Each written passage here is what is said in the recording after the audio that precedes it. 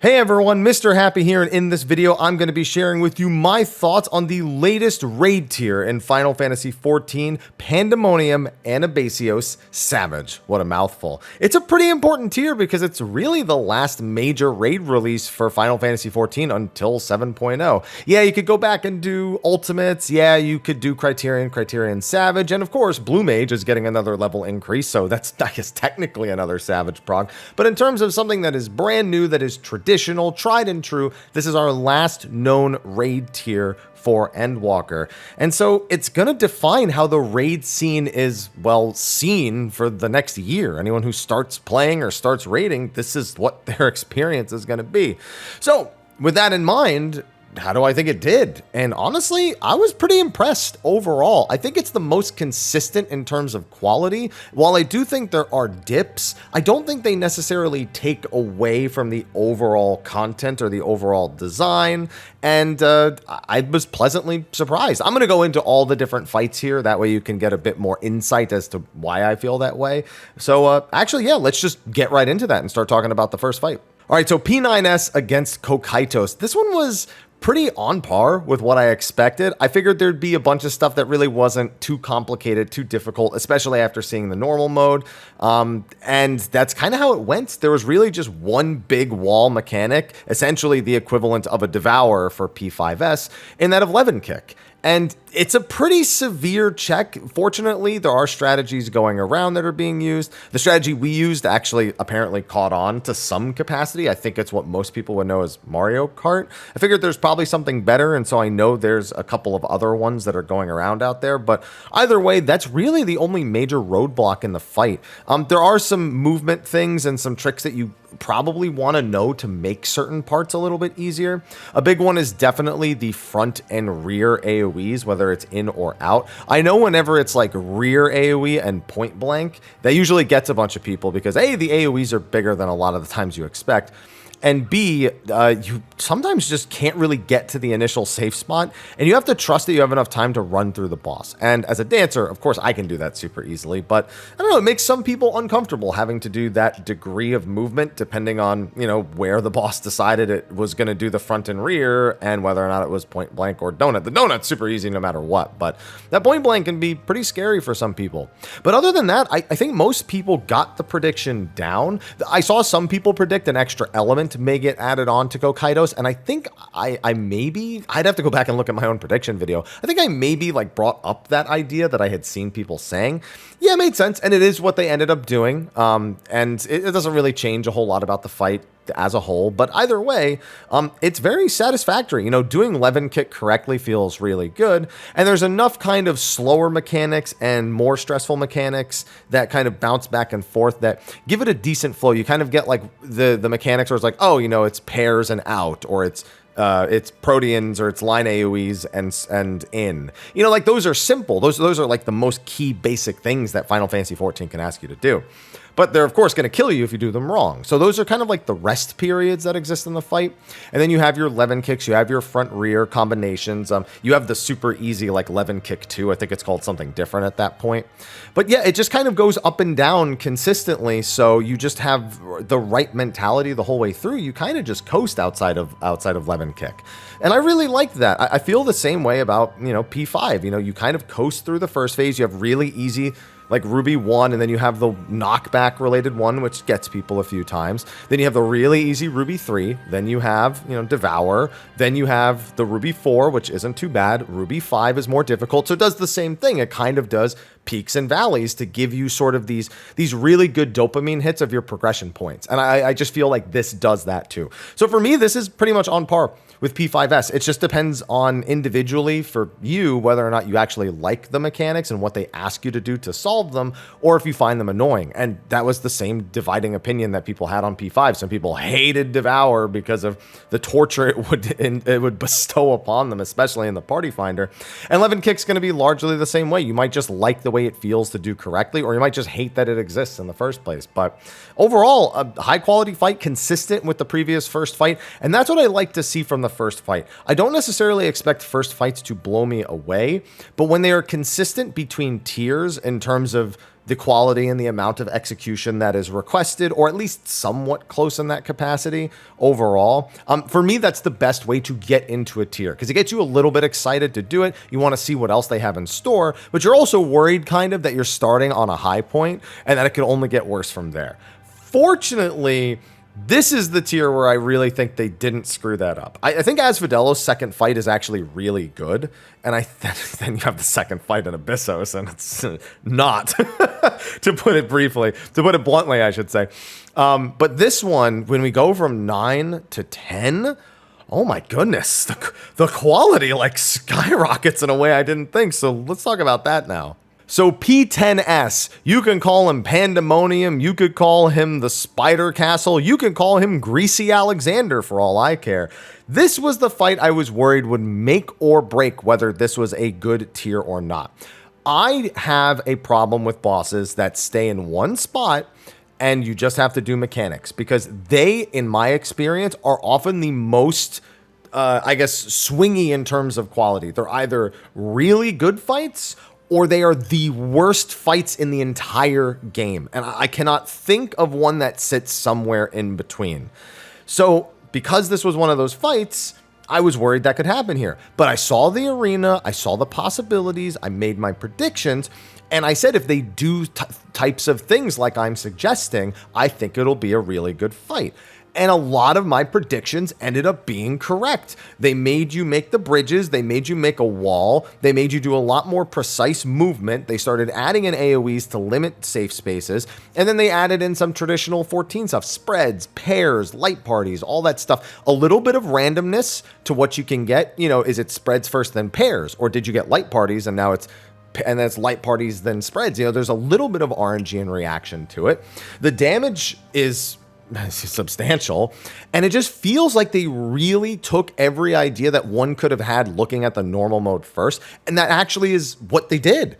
And that almost never happens. Most of the time, our imaginations go wild on the second fight, and they're drastically we just over predict, because we kind of just forget, oh, it's only the second fight, they can't really do too much. No, this is the second fight. We couldn't over predict, in my opinion. This is the one where they went exactly as far with everything as I thought they would, and even a little bit farther in some ways.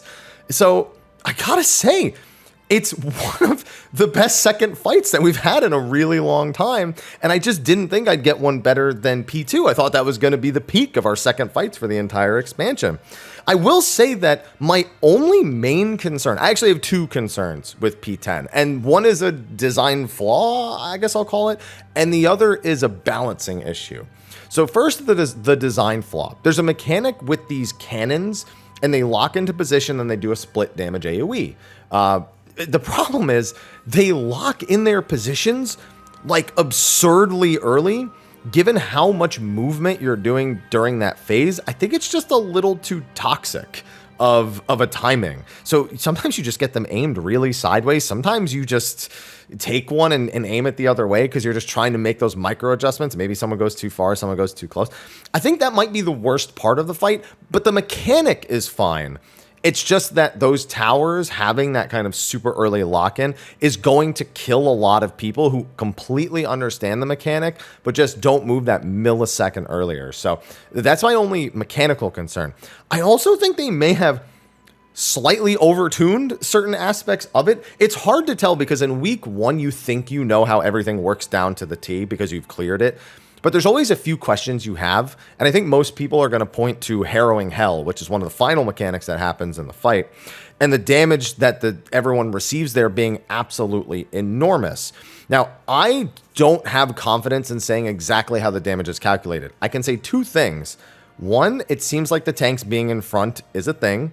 And two, it seems like it is still distance-based to some capacity. It looks like if you're on like the first square, you just start dying like horribly. We've had people in the back taking that like horrible damage that I took when I was in the front, but there was a pull, and I'd have to find it in the however many pulls we did, where I was behind both tanks, but I was still forward a little bit, and I got massacred by it. So that's, I guess, my only other concern is Harrowing Hell actually overtuned, or did a lot of like the week 1 groups think they understood? I haven't, before you even say we know the answer, I haven't gone and looked. I cleared the tier. I went to bed, I woke up, I streamed World of Final Fantasy, and now I'm here. I've done no research into seeing if anyone has fully gone and tested and stated exactly how it works. I'm giving you my, I did it, here's my impression of it impression. But that's the only other concern point. Everything else, I think they did a fantastic job with it. And again, other than maybe the outgoing damage from the boss onto the party being a little on the high side, I'm impressed. Whoever made this, I think whoever made this made P2S. I think they made both the fights, because whoever they keep handing these arena design fights to, for the most part, has some good grasp of like how to make arenas fun. I even think Agdistis, in theory, should have been really fun as an arena fight. A strategy made it less so, and then on top of that, the first half of the fight was too boring. So I think there's a lot of potential there that wasn't met. But 2 and 10 now, I'm super sold on that. If that's the same developer, give that person more stuff and just point it to Agdistis and say this wasn't well received. Don't do this again. Now, what's hilarious about P10 is that myself and many others share the opinion that it actually feels like the third fight in the tier, even though it's the second fight, which then makes when you go to the third fight really weird. Because all that praise for 10 gets dialed back a lot going to 11. Because 11, how do I want to put it? There's nothing technically wrong or bad about it. It does a lot of things that we see in high-end Final Fantasy XIV. It requires very specific positioning. There's a few different ways to get it done. There's some debuff management. Everything there is what you'd expect, and it's perfectly in line with another third fight. The problem is it's too in line with other third fights, because it really just feels like a second Fatebreaker, which was E11, the third fight in Eden's Promise at the end of Shadowbringers. So now that we're in the third tier of Endwalker, and it's like a nearly identical fight, it's strange, you know? Because I don't dislike the fight, I don't hate the fight, but by proxy of E11 already existing, this fight becomes much less exciting to do as someone who has raided for that length of time. I do say this, though, if you're someone who started raiding an Endwalker and have no experience with Fatebreaker, you probably enjoyed this fight a good deal more. And again, I'm not saying I don't. I'm just saying that as someone with that experience, it takes away a little bit of the excitement of a third fight when it feels like I'm just doing something I did, 2.5, 3 years ago. It's just weird, That being said, the music, of course, is killer. I mean, I could have said that for all of them. I can just say it now. The music's awesome in all of them. And what it asks the player to do is fine. And again, I do think it has the peaks and valleys. I think the damage is definitely in line with week 1 Fatebreaker. There's the sticks and Eunomia, which is like a stack AoE, and then the room wide. Those hurt a lot. So they got that part down for sure. It's just that there's really only an initial learning curve for all of the AoEs the boss does. And then I'd say there's 3 major hurdles, one at the 1/4 point, the 1/2 point, and the 3/4 point. And realistically, the halfway point is the main mechanic, dark and light. That's the thing that trips people up. That's the thing that'll wall people more than the first half or the second half before it, or the first half before it or the second half after it. So, I mean, I wish it was a little more distinct. I think they could have done a lot more with the dark and light balancing. The fact that they only do it once, you know what? And I hate to say this, it reminds me of specifically the wasted potential of E7, which is the birds. Now, if you weren't around, that fight sometimes at a couple points asks you to solve for your debuffs. And it never really feels like it does enough with them. This one, I think, makes a better effort. That mechanic is definitely the best mechanic and the hardest mechanic to solve and perform consistently. But it doesn't do enough. It should have been more present at somewhere else in the fight. I mean, that's literally Elidibus's theme, is bringing balance. That's his role on the convocation. And he only asks you to do it a single time across the entire fight.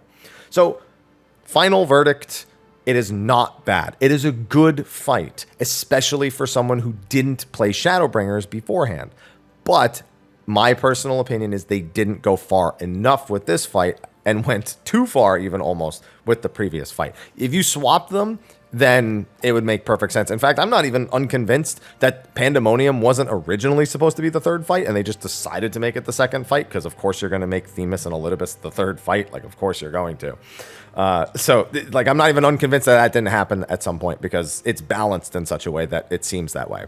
Okay, now the big kahuna is always the final fight, P12S. Surprise, surprise, it's a door boss. I mean, that was, to me, obvious. There was no chance it wasn't going to be in my eyes, and sure enough, it's a door boss. Now, I'll say this, a lot of the times with door bosses, while I may not necessarily like splitting a 16-minute fight into 2 separate fights, which is basically what all of them do, I'd rather have like a 12 to 13 minute continuous fight than 2 like 7.5 to like 9 minute encounters. But that's just me. Whatever. What still often happens is we get 2 really good fights, or at least 1 really good fight and 1 less impressive fight by proxy. And that happened here again, kind of, because phase 1, 7.5 minutes, is an awesome phase. There's so many little intricacies. It's paced very quickly. There's a little bit of RNG. It's a lot of the things I would say about like P10 happen in this first phase here. There's also a lot of puzzles, but they are high execution, low brain power puzzles. Like, they're puzzles in a sense that a bunch of moving parts appear and it's a little visually overwhelming. But you need to learn how to focus on the things that matter most to you and just make sure you go to the right spots for these mechanics. So puzzle may be the wrong word, because high concept is a legitimate puzzle. You know, that's like a full-blown thing. You know, stuff in ultimates, those are legitimate puzzles most of the time, you know, when applicable. But this is just more like it's like a children's puzzle in terms of actually solving it. But getting all the positioning down, getting the healing down, it's serious business in this first phase. I think that, once again, they maybe misjudged where to put certain mechanics, because Athena makes you do light and dark balancing a ton when Elidibus probably should have been the one doing that. Like, that's like her whole thing. The first mechanic is not that way, but the second mechanic requires you to balance light and dark, you know, use light and dark debuffs to take light and dark towers. The third mechanic asks you to drop light and dark towers, fill the light and dark towers, and then, you know, do a bunch of other, you know, ins and out mechanics and move and DPS and make sure debuffs are applied properly, whatever. The third mechanic is all about light and dark balancing. There's dark tethers, there's light tethers, there's towers. You need to fill them. Like, all the rolls are based on the colors.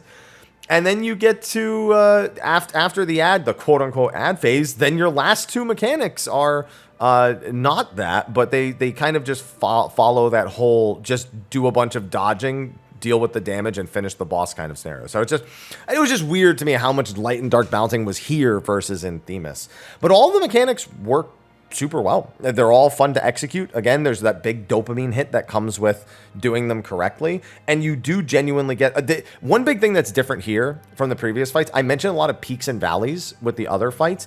The final fights very rarely have peaks and valleys. It's more like you hit a peak, you get over it, you take a few seconds, and then you hit another peak. It's not even like a valley. It's just like okay, now we do raid wides and tank busters, and then it's back to another big, like, mechanical hurdle that you just need to get over. And that happens here too. I think some are still easier or harder than others. I think the I think Super Chain 1 is a little bit, but I think realistically, Super Chain 2, or it's not even called Super Chain 2, I don't think. I'd have to go back and look. But essentially, when all the platforms break and it splits into the 4 different platforms, that part is definitely a huge wall for people. Executionally, it's very consistent, and it's totally not like a super difficult thing to figure out or execute, but it still has that kind of element to it, I suppose. The big thing is the Palladian. I don't have it in front of me. I should have probably wrote that down. Paladon, Palladian, whatever it's called. I'll see it and you'll make fun of me for being wrong. That is one of the scariest things. It's limit cut, but it's limit cut that's just like weirdly threatening, like more threatening than you expect it to be, because it's not just limit cut. It's just a sheer like volume of damage that goes out during that. So I have a bone to pick with this mechanic in particular. The mechanic works like this. It dashes to each person 1 through 8. It does a distance-based damage dash and a split damage AoE at the end of the dash. So you need 2 people grouped up, and you need to make sure that you're on the polar opposite, as far as you can possibly be, from the previous dash's start point on the other side of the room. It also summons angels before the cast bar, like as the cast bar is going. And those angels have colors associated. They have light angels and dark angels. Once again, here's that theme. The dark angels just do this weird, like, point blank 270 cone. I think it's a normal mode as well. But the light ones fire a laser at the two nearest players. Now, this is a mechanic that has been present 2 times in prior. It's present in the very first mechanic, which you usually cheese with tank invulns. And then it's present again in the third mechanic where all the platforms are broken.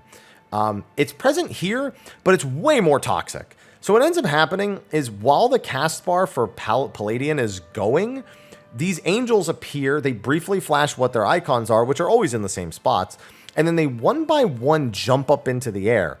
And they determine the order of what they will do with their mechanics based on the order they jump in the air.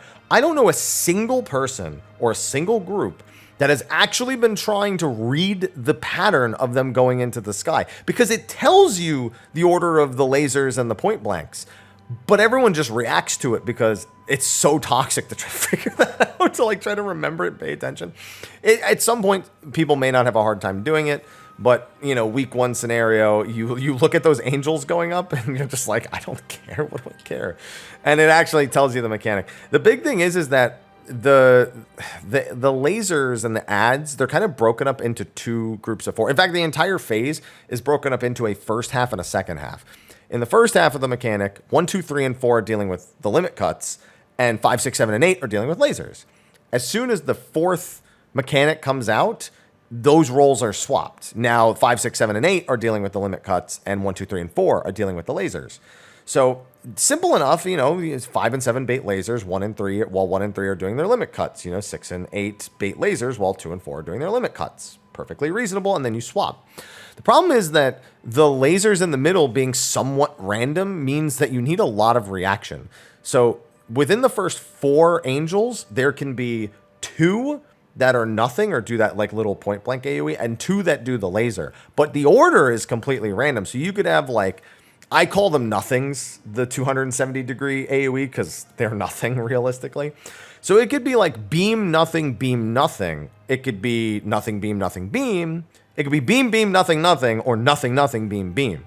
Now that's fine. You know, if you have 2 beams back to back, it just means that the baiters need to be really quick. The problem is when you then go to the second half of the mechanic, it's the same thing, which can then be beam, nothing. So you could end up with an ad phase or a Palladian phase that literally goes nothing, beam, nothing, and your baiters need to be super quick on all of them in order to make sure they are the closest pair and they are aimed away from the rest of the party while the other group is doing the dashes. It's just a little annoying and inconsistent. Once you get used to it, though, there's no like timing issues. It's you just got to do it.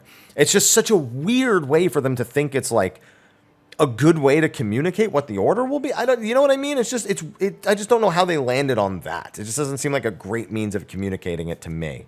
But that being said, it is super high damage. The distance check on the dash it's like Titan Uwu. Like if you're a step too far forward, it goes from doing like a lot of damage. You need shields, you need mitt, you need a lot for this. It goes from doing a lot of damage to doing lethal damage really, really quickly. And if one person baits too far forward, then it screws everyone else because now the distance can't be met across the entire arena. So yeah, it's just a super, super frustrating mechanic. It's going to wall a lot of people. But after that, it's not that bad. Well, I say it's not that bad. Super Chain Theory A2 is not that forgiving. Essentially, it's just point blanks, proteans, as well as in and outs while the boss does a half room. It's literally AoE's the game. It's fitting the circles inside the squares and all that. But it's very fast. Very, very fast. Like shockingly fast. The execution, and sometimes you need to run all the way across the room, and sometimes you need to double back, but you also need to be flipping sometimes, and sometimes you don't need to flip or swap, and it's just it can be very overwhelming. Especially for people who aren't used to this and maybe it's their first tier. That is going to be a huge like attention/execution check that they still need to make sure they're doing the mechanics, doing somewhat of their rotation as best they can, and you know, just following through. And that's it's a personal responsibility thing that people just have to get good at. Callouts can help if you really need them, but it's still just hard. That's all there is. Fortunately, Super Chain 2B is very easy. It's literally just, go to the shape, do the mechanic that's at the shape, and dodge a couple of AoEs. One comes from the boss, be on her sides, and the other comes from the north. And then the whole room, except for one platform, breaks, but it's always next to where you're resolving the last mechanic, so it's not that bad. Now, there's a few things I've glossed over, including, the chains. I've been mentioning a lot of in and outs and proteans and pairs. Those are all determined by like a ball and chain mechanic. But again, they're not anything too fancy or difficult, in my opinion. It's how they're used with the visual confusion of everything else, and in conjunction with things like the debuffs or the half room from the boss, etc., etc.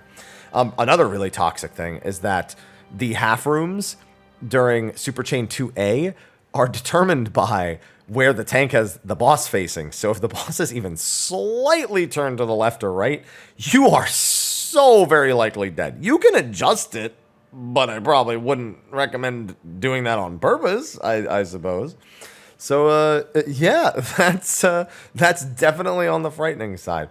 Overall, though, I mean, it kind of goes back to still having an issue with the door boss. I wish this was a whole boss. I wish you kept going, fleshed this out, made a few more interesting things with it, made it a 12.5, 13-minute encounter, give it something unique in Savage, just give it its own phase, like it's Brute Justice or like it's a Titan Maximum or something like that. Yeah, give it that, because I want to do this phase. This phase is fun. This phase is challenging, and the DPS check is, not that big a deal, but it's still, week 1 DPS check, whatever. So, yeah, that's my biggest quarrel, is that it's a 7.5-minute fight, and a lot happens, and it's really well paced, but I wish it was longer, especially because I don't feel as strongly about Phase 2. So Phase 2 against Pallas Athena, again, it's not bad, but I think it misses the mark at some points. It's got a couple of huge wall mechanics, and then a couple of, way too easy for a final Savage encounter mechanics. The first almost 2 minutes of the encounter is like the easiest Savage mechanic anyone's ever conceived or done. It's literally just, the arena UAV online, the arena gets shrunk and everyone's tiny, and you have to, but the movement is still the same, and it's just like it's like a small space-time continuum. But essentially, it's break chains between supports and DPS, and then spread in an AoE, and it takes you almost up to the 2-minute mark of an 8.5-minute encounter to get through the beginning and that. It's like that's a fourth of the fight and nothing has happened. Like on our first pull, we almost saw into the 2-minute mark. Like it's just like that easy. Now, that being said, there are learning curves. I think the shapes with the first what is it even called? I should have really just pulled the fight up in front of me while I was doing this. I think it's called the classical elements, or yeah, I think that's what it's called. I'm just gonna pull it up in front of me while I'm doing this, so I stop forgetting what things are called. Oh, no, I'll just click. I'm literally looking at it now. The next cast, the classical concepts. That's what it is. Not the classical elements, the classical concepts. That's 1 minute and 48 seconds into the fight, and it's the first real mechanic, in my opinion. And this is literally just make a system go to a spot and you're kind of done. Like, there's a bait that I think gets a lot of people. Like, you have to bait a conal AoE, and I think that takes a bit of finessing before people really feel comfortable with it. But once you are, I mean, it's like, okay, we find the blue shape, the alphas block the only red shape that can go to it, and the betas block the only, square or yellow or green, whatever that is, because I don't know, shape that goes to it. And you then dodge the AoE after and then bait the conal. And so it's like, it's definitely harder than the first minute and 45 seconds, but it's also not that hard. Fortunately, a 2-minute window comes up there, so it not being that bad makes the 2-minute window much more reasonable. But then you're pretty much, again, it's an 8.5-minute fight. And the next mechanic is a tank buster, which is funny because it's the Thunder God Sid tank buster. She even says his lines. And it's literally just an Asuna plus cooldowns check. And then you get to like almost the 3-minute mark, and you have the hardest, one of the 2 hardest mechanics in the whole fight, Caloric Theory. The way it works is when you move, you gain stacks of caloric theory. Is it even called caloric theory? I think it's called something else like thermonuclear or something like that. I've got it in front of me. I'll find out in a second. It's called it's called close caloric. So as you walk, you generate stacks, you generate calories, I suppose, and it just limits the amount of movement that you have, which fortunately people have solved in a number of ways. The way you would see our clear video do it, not the way I think Pugs will do it. I think Diamond Strat, which is already going around PF, thankfully, is the go-to strat for it. And I'll talk about that more in depth in my video breakdown of our clears and how I feel about that. But it's essentially just a few logic checks based on the amount of movement you are allowed to make and the AoEs that are in play. Like there's a wind AoE at one point, can't be near that person. They're eliminated from the mechanic and they just need to be out of the way, or you need to be out of the way of them. If someone has a fire, they need one other person on them. It's like, it's really simple logic checks that are limited by your movement. And honestly, the biggest thing that will happen is people will get priorities wrong and they will move too much or too little. And, you know, that's part of a learning experience. It's still, I think it's a fun mechanic, but it's one of those funner to figure out than to do mechanics. Because now that people have like set ways of doing it, it's just about getting reps in so that you genuinely understand it. And that's good. You kind of want that for a PF experience, especially for a phase 2. And that's not too off kilter from stuff that we saw even in like Hephaestus, you know? But the fact that it's one of the hardest mechanics and it's 3 minutes in is also a godsend. Because if you get past this, you are pretty much halfway done with the fight. Which is what I mean. It's like this is an 8.5 minute fight. The first real mechanic isn't even that hard. And then the second mechanic is really hard. But I'm like almost done at this point. Like, I don't know. I feel like I want something. It doesn't feel epic enough for me. You know, it's cool in a bubble. Like, oh, this one mechanic is kind of cool. But I don't feel like I'm dealing with the final boss of a raid tier, of an expansion even at that point. And then it's X's. Don't get me wrong, the damage during these X's is intense, but it's proximities, spreads, and X's.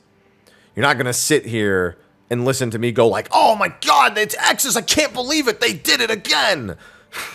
Like, no, it's X's. Like, it's... And by the time you finish the X's and and the next AoE comes out, you're 4 minutes into the fight. Now the next mechanic, Pangenesis, is called Pangenesis. Yeah, it's called Pangenesis.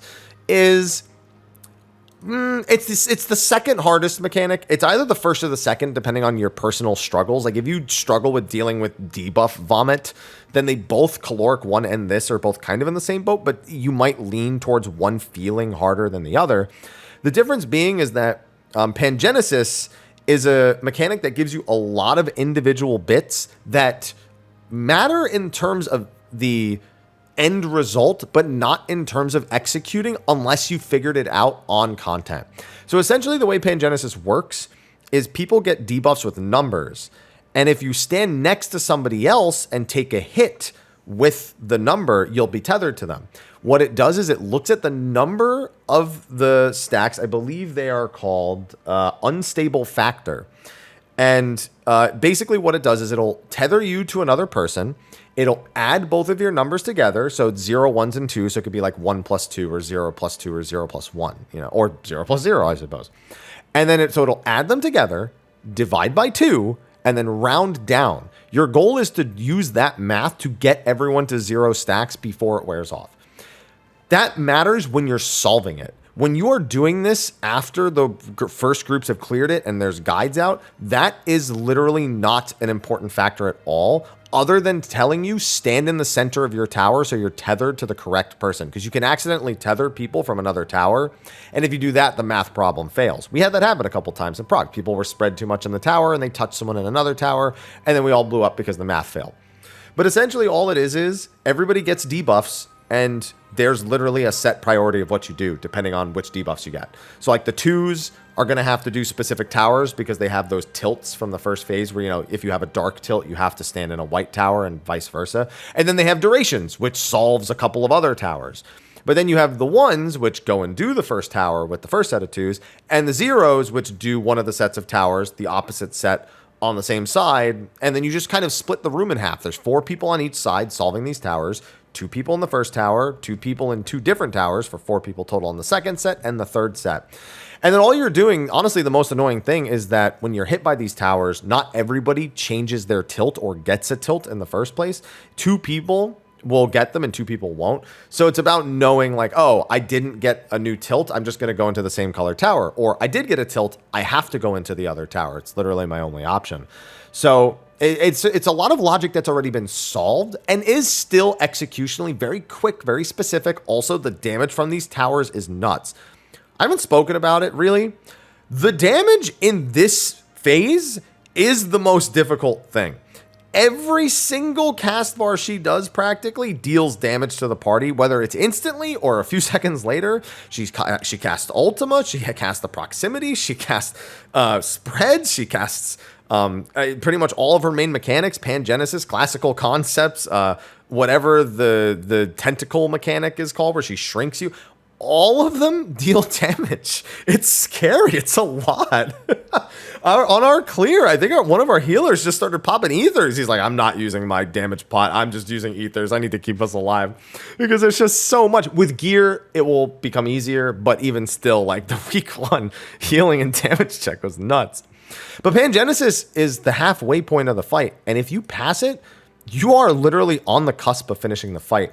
Another funny thing, you'll see in our video that we do what we saw some of the like world first and world second groups doing, where they're grabbing these slimes. So the zeros need to grab these slimes at the end and they bring them to the corners. But we realized you don't have to bring them to opposite corners and you can just put someone like dead north. It just kind of changes the orientation a little bit. But literally the strat is to rescue someone. We don't do it here because we actually get good RNG and our tank gets the one of the tank mechanics that you see the tentacles slapping the left-hand side of the arena. Yeah, they get that and thus the DPS is already on the safe side. But like the way Echo did it, I think, where it's just like one person is like northeast, one person is southeast, the party is middle, and then you just make sure that you're on the correct side after the AoEs go off. Like that's probably going to be the go-to way of doing it. I wouldn't do it this way. I wouldn't recommend doing it this way. But just a fun little point. But it's just weird to me that after that, you have like the shapes again, but they flip, and then like you have to do the baits before the chariots, and it's like, okay, Caloric 2 is way easier than Caloric 1 because you're kind of forced again into a very specific logic, but it's a much easier to execute logic. Then there's X's again, and then you shrink again, and the shrinking phase is once again super easy, and it just makes up a huge portion of the fight.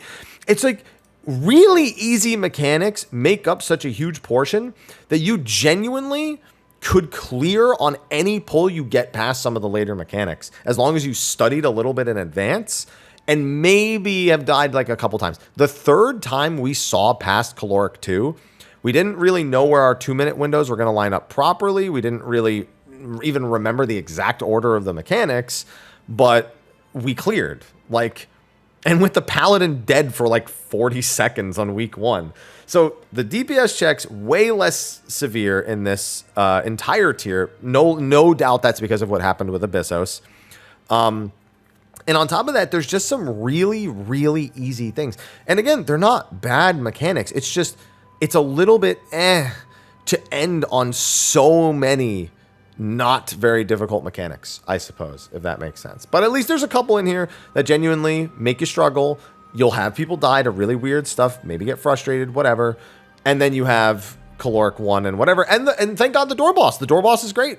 It's just that it's a door boss and it's only 7.5 minutes. So maybe one day they'll go back to not door bosses. I'll continue to hope, but at this point, who knows? So, well, whoop-de-doo. Overall, though, I think we've got a good mix of encounters that are not super difficult, but maybe have a hurdle or two and are fun, and fights that are very difficult and have way more peaks and valleys and are also fun. There's no fight in this tier I don't think is on its base level good. Its objective level is good. No, I hate this fight. It's an awful fight. They messed it up. Just some things that are higher and lower than others. So for me, that's an absolute win when it comes to tiers, especially after what was the roller coaster of Abyssos. And after doing so many hours in DSR and top, it's just like this was, while it took me about 5 days to get through this one with the group that I was in, I didn't feel like it was as stressful as all the rest of those. Asphodelos, I think, is the least stressful. I think it was the most approachable tier, and I think it was a very well-balanced tier. I think this and Asphodelos are very, very close. But as Fidelis being the first tier, undertuned a little bit, minus a couple of things like Pnax and stuff on Hesperos that can be quite specific. And but other than that, yeah, I just think it's I think they did a fantastic job with Anabaseios, and I hope this is a quality we see from them more often. I'm tired of getting raid tiers where it just feels like half the fights I just would rather skip than get loot. I don't want that. I want to be able to enjoy every fight on any given week, and I think I might get this here. I think a lot of stuff will be completely ruined by gear. I think the amount of stuff you'll skip is going to be insane because you already are able to skip a bunch of stuff in the current gear, but I don't think that'll make the fights worse in this particular case. I think it'll just make them faster. And that's fine, because that's all I really want. So that's going to be my thoughts on Pandemonium Anabaseios Savage. Let me know what you thought, whether it be as a spectator or as someone who has cleared any number of the fights. If you only have an opinion on 9, throw it in the comment section below. If you have an opinion on the whole tier and you've cleared it, throw it in the comment section of the video below. And, well, good luck, because I don't want to look at that comment section because y'all are going to go nuts. No, I'm kidding. Anyway, thanks for watching. I will see all of you in the next video, and expect individual breakdowns of every single fight in even more detail than I kind of went into with P12, because, you know, I just kind of got a little too excited. Anyway, I'll see you in the next one, and until then, take care.